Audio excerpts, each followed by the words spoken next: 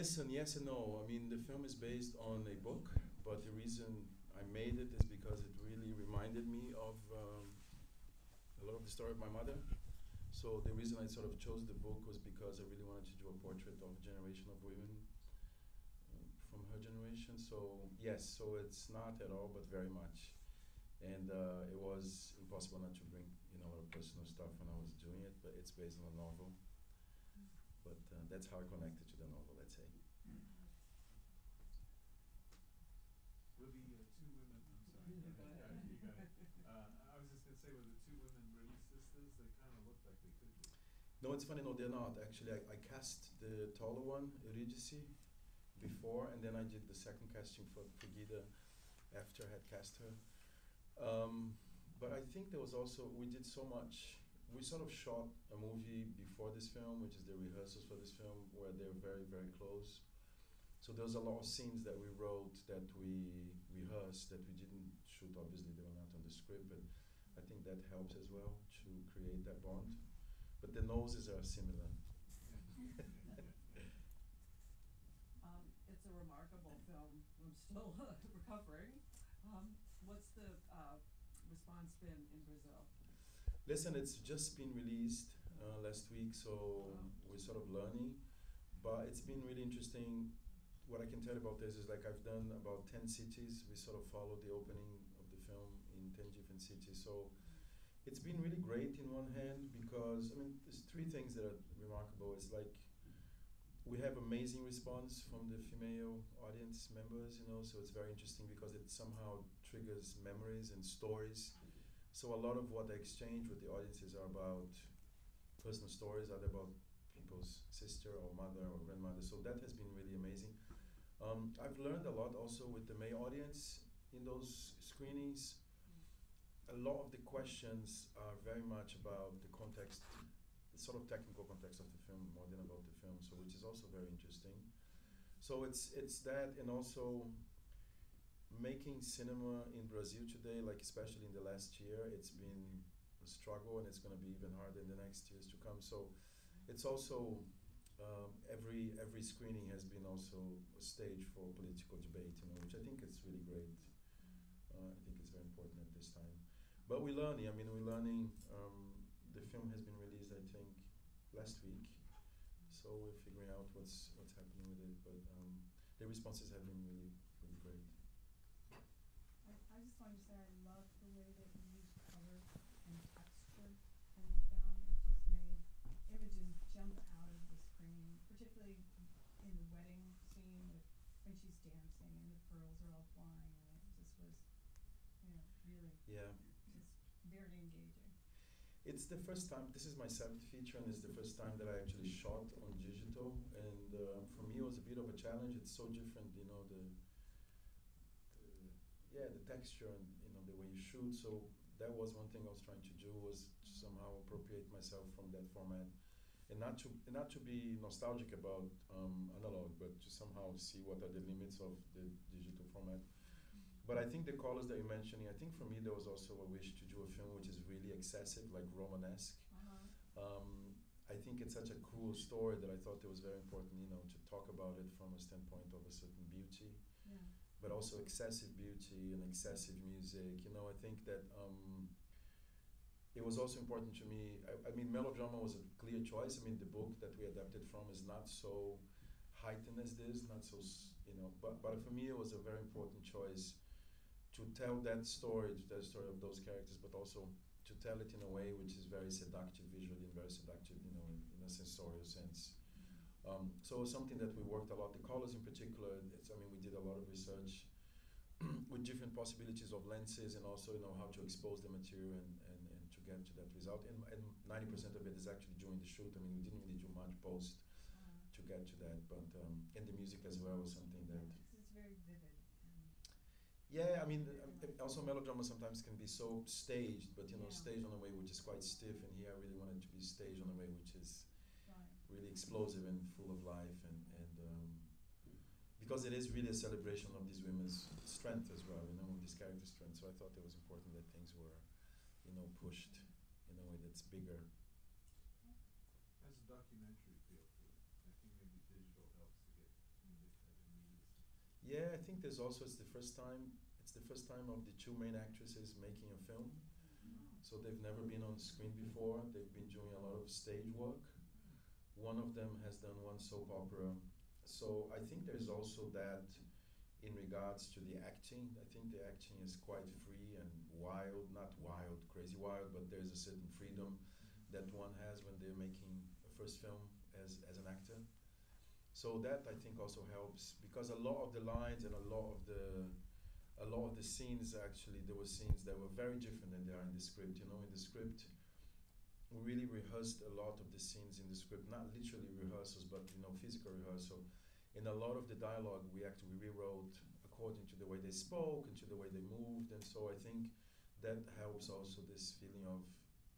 And I'm also very interested in being on a set and being alive on a set, not trying to be on a set and to try to achieve something, but to the process of finding something. And I think when you work, and particularly the two of them, they're very, very open to experiment and to change things when shooting. And and there was also the question of doing a period film, and how do we do that in a way that it doesn't feel so far removed and so stale and so stiff. And so a lot of the dialogue, we started to rehearse the film with a lot of dialogue that was very specific from the 1950s, but then I thought this is just not going to work. So a lot of the language, and I think this is a subtlety if you don't speak Portuguese, obviously, but it is very contemporary as well. So I think that gives it a feel of what you said as a documenting a performance, more than staging a It wasn't like performance. a museum set, you feel like you had Yeah. you try to be in the 50s and have No, all these iconic items and things. I think it's so important to make a film about the past, but from a standpoint of now. I think it's, and also to make a film that's not Puritan or not prude. I think it's so much about bodily experiences that these characters have. So I think that also helps the feeling that you're describing, not only the images, but yeah. How close is it to women's experience today relating to this? Good question. Listen, I think it's very different because I think there's so much that has changed between 1950 and now. But in the last 3 years, there is really a backlash of a very conservative agenda towards everybody in that country, and particularly to do with women. So there's two things which are quite striking, is that there is a real nostalgia for a certain idea of family, a very conservative moral standpoint. So for example, the wife of the last president, which was not really elected, he was taking place of the president that was impeached. There was a cover, and she was white and young and blonde, and she was on the cover of a main weekly magazine, and there was this headline calling her beautiful, restrained, and a housewife, celebrating this sort of, 1950s horrible agenda.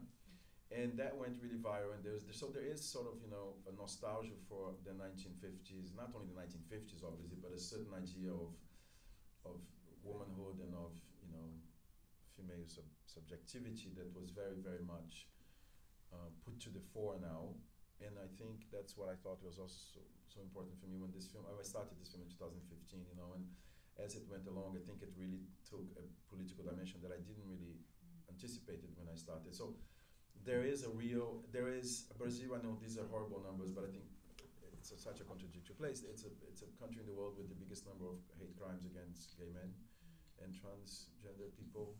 And the numbers have risen immensely, according to crimes against women is about 11. I think there's a crime against women at 11 minutes in Brazil. So it's really, really, it's a really serious issue, and I think it's also very serious because we have this image of a country that it's very liberal, and it is, and I think it is very open. But to answer also your question on a different note, there is a huge uprise. I mean, a huge number of conversions to evangelical church religion, to evangelical religions. So that brings also a very, very conservative agenda that's at stake today. I think it's the country in the world with the biggest number of conversions to evangelical religions in the last 10 years, in the West, obviously. So there is a huge effort to impose a very conservative agenda. but there's also resistance. I think it's also important to say that there's a lot of resistance happening, but I think it's a very critical moment for us to be aware of what's happening. I think it's happening in a lot of places in the world, you know, and I think it's a lot to do with patriarchy and a lot to do with a certain. But there was yesterday. I mean, I've been obsessed with following these Instagram accounts of the extreme right wing Brazil because I think we need to understand also what people are thinking, and and there was an amazing. Horrible quote yesterday from this very right-wing group called Movimento Brasil Livre, where they're quoting Greta Thunberg and saying that the way that she speaks about patriarchy really proves that she's a communist. So it's all jokes what I'm telling you, but it's horrible, you know. So and particularly to do with women, it's really horrible what's happening. But yet, it's the country in the world. I think it's like 40% of the Brazilian households are, you know, supported and led by women because the men leave and they have to do it alone. So there's also a lot of strength happening. You really feel the pressure of the patriarchy in this film, you know, it's there constantly. And, you know, puts you in the place of these women, you see all the limited choices they have and all that. So it's kind of great in that perspective.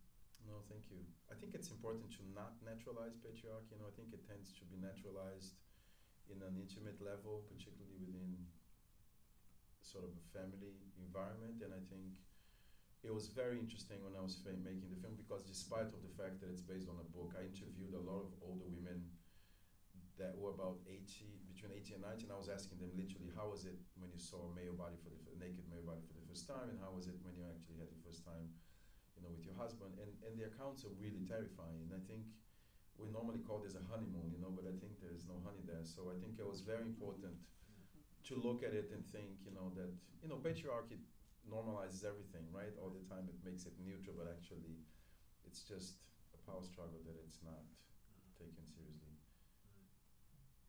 Yes, please. What, were you trying to make any kind of a statement about the attitudes towards mental health or whatever, or was that simply part of the story when she becomes manic depressive? No, listen, it's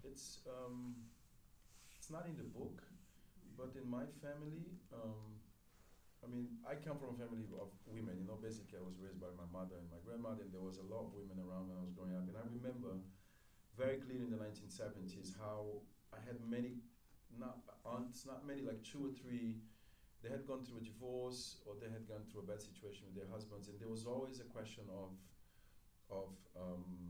pathologizing those behaviors, you know, and there was something that was very common that I remember very clearly in the 1970s, which was the question of the sleep therapies, you know, that women were put to sleep with a lot of medication. And so what I did, I had these memories, and I thought it was very important that the idea of the invisibility of that character would be taken literally.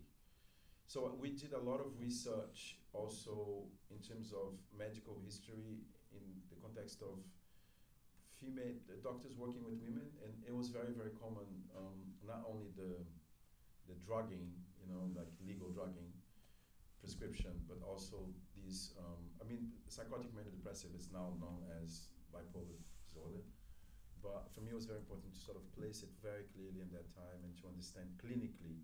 That's what I'm saying about also the documentary feeling. I think there's so much about the body and the female body, how it's been subjected and also has subjected so many important things, and for me it was important to bring, you know, the fact that these people were made to be crazy, but actually, you know, there was nothing crazy about them. It's just the pressure and the way that they were treated. So I thought it was important to, again, you know, to bring, you know, when I remember growing up, being like a teenager and thinking, oh, my cousin or my aunt has gone through this sleeping therapy, and I never really understood what that meant, you know, and it was very violently prescribed, you know, through medicine and so on. So it was very interesting to do that research, you know, because you don't really think about that much, but there's a whole history of medical treatment and the female body, which is really, really violent. There was somebody raising a hand in the back. Sorry. Yeah, I was actually wondering, you kind of covered it when you said, I wanted to know initially what you wanted to evoke with the cinematography, but you said you wanted something kind of like decadent and like Romanesque, but I also wanted to know, and you kind of touched upon this briefly as well, I also wanted to know how you kind of, with the sensitivity, addressed female issues, because I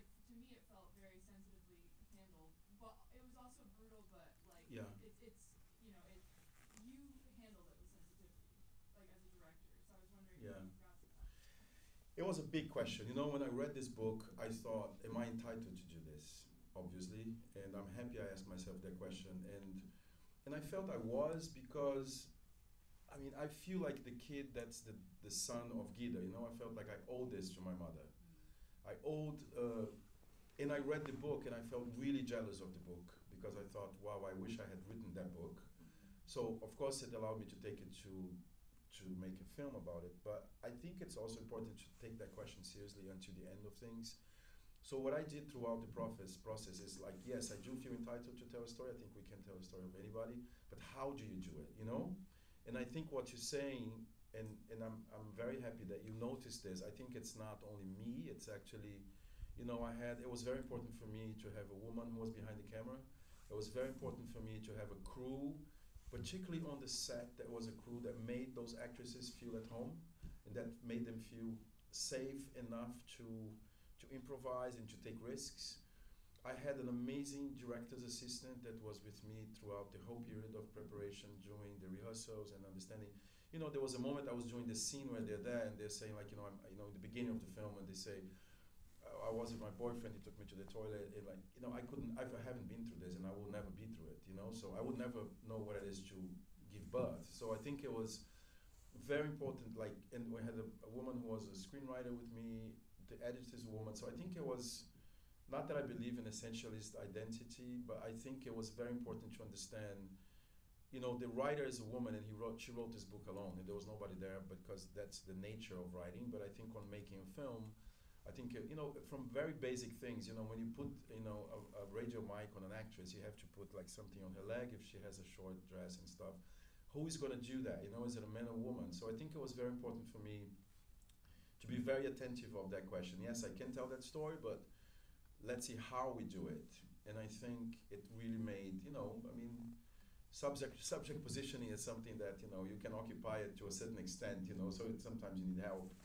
And I think this is how I envision this. In one hand, as a gesture, as an homage to women that I grew up with, that I saw going through so many difficult things, but at the same time, how to do it in a way that it was coherent.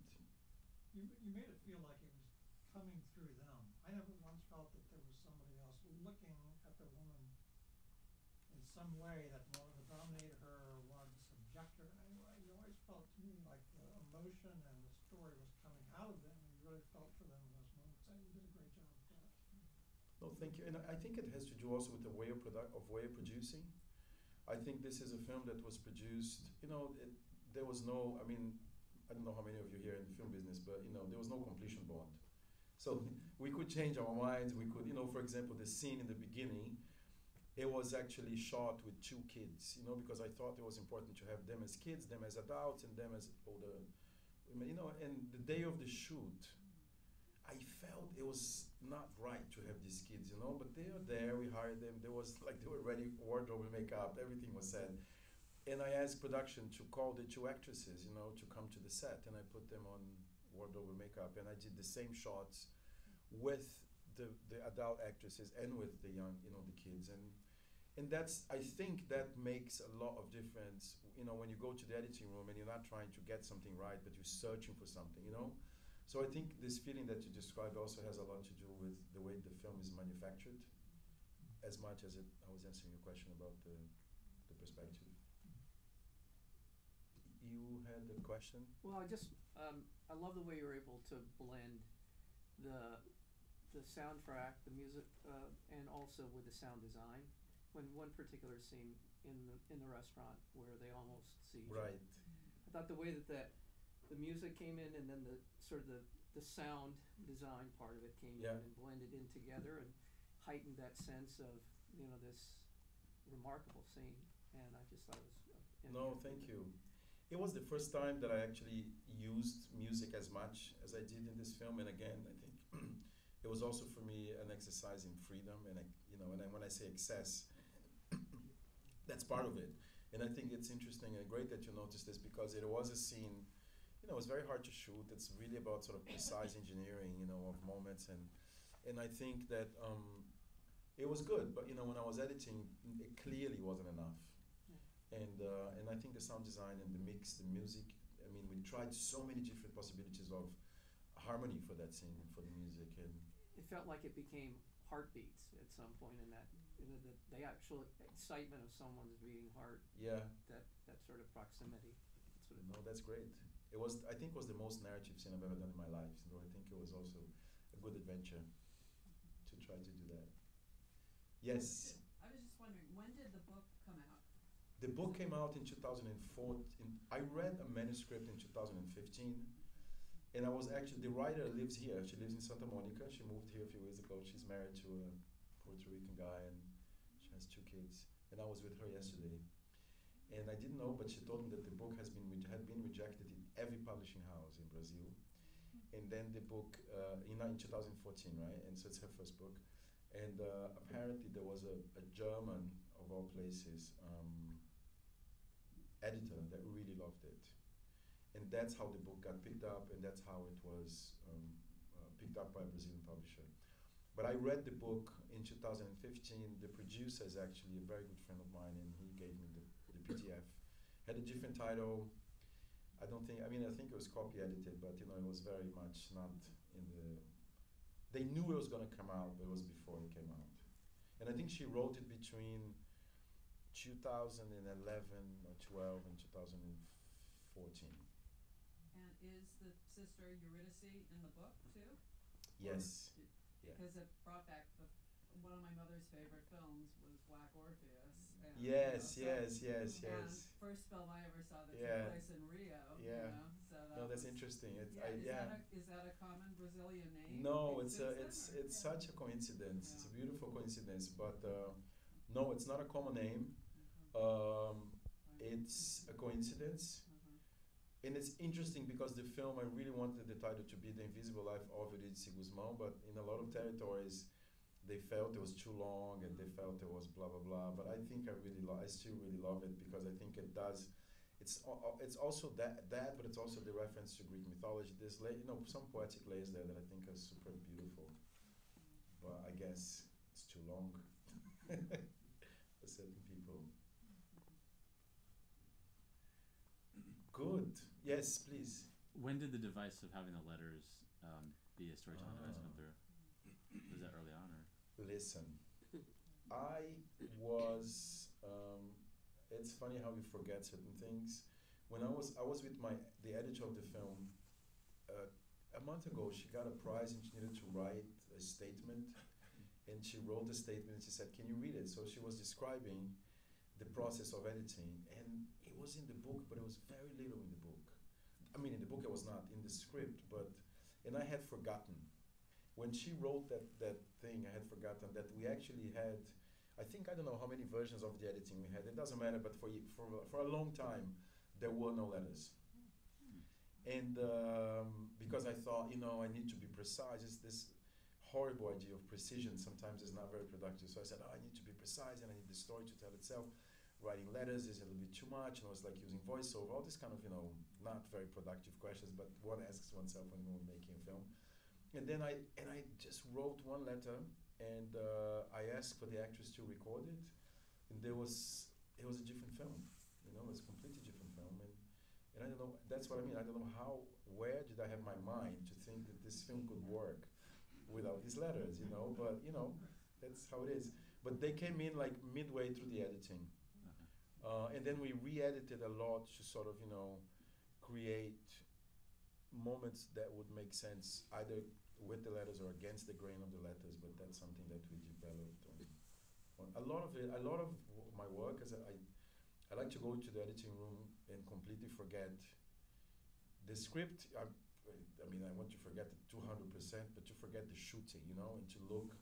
And it was very clear that when we were editing, that the moment that you put this voice, and the voice of Guida is such an amazing, warm voice that it really made the film a different film. Putting the letters in her husband's safety box was kind of cruel. That he had them. And it was wonderful that she found them finally, but the fact that he was complicit with her father and the withholding of all that. It's funny. We have another day of shooting. I think I did a whole day of shooting where, okay, this is deciphering a little bit too much, but you know, since we're talking, I'll talk. There was a whole scene that we shot where we explain what happened. You know, that he goes to the house of the sister, incognito, saying that he's a lawyer, that he's gonna, you know, that he's, because I thought, my God, we need to explain how these letters got there. So we threw a whole day of production in the trash bin. I mean, it would be great to give a class afterwards because it's an amazing scene, you know. He goes in, he's incognito, he talks to his sister-in-law, she knows who he is, he knows who she is, she doesn't know who he is, and he threatens her to take her to jail because she's robbed, she has committed a crime by assuming that house, and at the end, she gives him the letters, you know, because she's been writing these letters, and so, and it's funny, when I was editing again, I thought, you know, this is 9 minutes long, why do I need to explain this? And I guess it's worked, you know, because people say, you know, is it the father, is it the husband, how did the letters get there? And I was just thinking, my God, this is going to be so confusing, but I think it's a leap, you have to make a leap of faith. Well, But it's is it- evidence more of, you know, the whole patriarchal. It is evidence of like the legacy of Yeah. of male solidarity, you know? Right. Right. Well, isn't he's a postal worker, right? That's right. He was, But Yeah. that's right. But you know, I think that people don't. Would that be the means by which you would intercept the letters? So I the did father that by never know? safety. I did that by safety, you know, because maybe like people wouldn't understand how these letters got there and stuff, you know. So these things just cover yourself. But Well, yes. Then does the father never know that the letters are right? I mean, Well, let's say that you can decide that. But I mean, the idea is that the letters. There's three possibilities here, right? The father got the letters, hid from the mother, and then gave it to the father-in-law, to his son-in-law, thinking that one day maybe he would not be so horrible. Then there's the possibility of the husband intercepted the letters in the post office, and there's the possibility, which is what I really bet on the end, that you know the letters got to him because she never sent these letters and then gave it to her brother-in-law. And just regarding the idea of revision, etc., it would completely change your film. But was there ever a discussion of giving the moment where there was a reconciliation? Aha. Because there's no catharsis potentially, and I think that I dare say American audiences and American filmmaking would be more apt to give Yeah. us that warm moment. I spent 2 years with the writers, and I think we wrote, in the book they meet. In the book they meet, and they have a life together. They meet, and Gida marries not the husband, that would be much more fun, but she marries the neighbor of Eurydice. And when I read this, I spent 2 years trying to write that scene, right? Like, in the book there's a scene, but it doesn't stand up to be a proper film scene. It doesn't have any, there's nothing special about it. Like, when Philomena dies, she finds her sister. She searches and searches and finds her sister. She goes into her home, and they meet, and they have a chat. And, you know, life goes on. And I thought, this is just not possible. This is not possible, you know? But before I decided it was not possible, I wrote so many versions. There was one scene she goes into Eurydice's house, and then she escapes with her kids and becomes like Thelma and Louise, you know? Like, and then there's another scene. Like, I wrote so many scenes of them meeting. And then one point I thought, I should throw the whole script away. There should be a Kammerspiel film where it's just about them meeting, because there was so much when they meet, you know? And I thought it's worth an hour and I mean, that chat is not a chat, you know, that is like, it's a film that could last an hour and a half at least, you know, it could be a theater play. So we spent 2 years literally writing different possibilities. And there was one moment I said, this doesn't make any sense, you know, what these guys have done is of such cruelty that if these women meet, I mean, it's like, okay, then they meet, you know, nothing really. So for me, it didn't make sense at all to have them meet. But it also, I had an amazing conversation with the producers of the film, because when I was editing, so I did this whole thing, right? We did this thing that she meets the grandniece, and the grandniece runs a school. It's great ideas, you know. This came out like 2 months before the shoot, because the writer had this amazing idea, the screenwriter, and say, yeah, that's wonderful, blah, blah, blah. We shoot the film. I'm editing the film, and I'm thinking, there is no way that she can meet this grandniece. You know, this doesn't make any sense. This is just not going to work. But it didn't make sense also to end the film, you know, with this poor old woman finding these letters and smoking a cigarette, you know, like, that's too much, you know, I mean, that is life. That's probably what life was. but it also, so there was this whole thing of like using some of those ideas and actually circumventing them and writing the scene where they kind of meet but they don't meet, you know. So there was also, yeah, but you know, to answer your question in a different way, I think if you have a scene where they meet, I mean, this movie would just fall into crumbles, you know. It wouldn't make sense dramatically.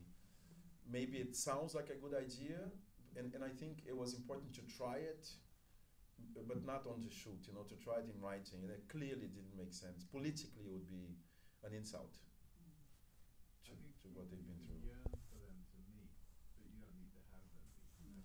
It takes that out of it. Yeah, yeah. So, You know, there's a degree of loss, and I think for me, this film is so much about, when I think of the end of it, it's almost like doing a documentary about a war, you know. There's like these people that have been through war, and it's important to see the veteran, you know, and she is the veteran.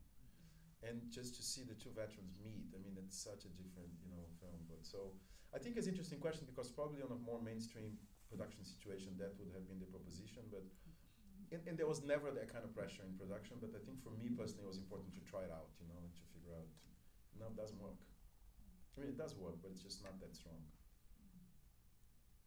I think you ate more for the film the way it is. Yeah, it's a tragedy. Don't you feel like you want to hold on to that disgust for that patriarchy that kept them from getting? If I hold on to what? You want to hold on to that disgust that you have for the patriarchy that kept them apart. No, right? I think you want to hold on to that. I think. It's very important. Yeah. Again, you know, doesn't seem big, but you know, it's huge. Yeah.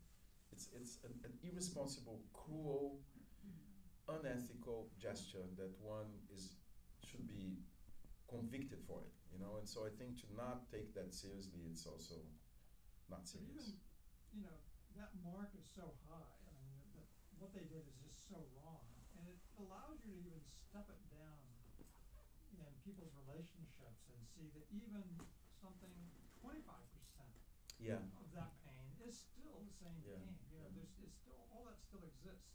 So I think, look at these relationships and really think about what's going on all the way through by keeping it. Yeah, and to what extent, you know, to keep a family together, to what family and to what extent and at what expense, you know. And then when you talk about Brazil, I think this is for me very important. There's also a huge backlash in, you know, we are a country where there's a lot of informal ways of becoming a family, you know. There's a family of aunts and grandmothers or uncles, and you know, it's also very common within very poor strata of Brazilian population to adopt kids from another family where the mother has left. So there's so many different ways of creating a family, and I think also to what extent, you know, what is this family that we're talking about? And there is this huge wish now to come back to this sort of traditional family values and so on. So I thought this was not in the beginning of the project, to be honest. I mean, the beginning of the project was very much, I was thinking, you know, I have an aunt. My mother has one sister. The woman who was my aunt in real life, who was much closer to my aunt, my blood aunt, is a woman called Guida. You know, when I read the book, there's so many coincidences, but as the film went along, it seemed irrelevant, and I think it seemed much more relevant to, and also, you know, what was happening politically in the country in the last 4 years, that is a tragedy. This is not even comparable. Thank you so much. Thank you.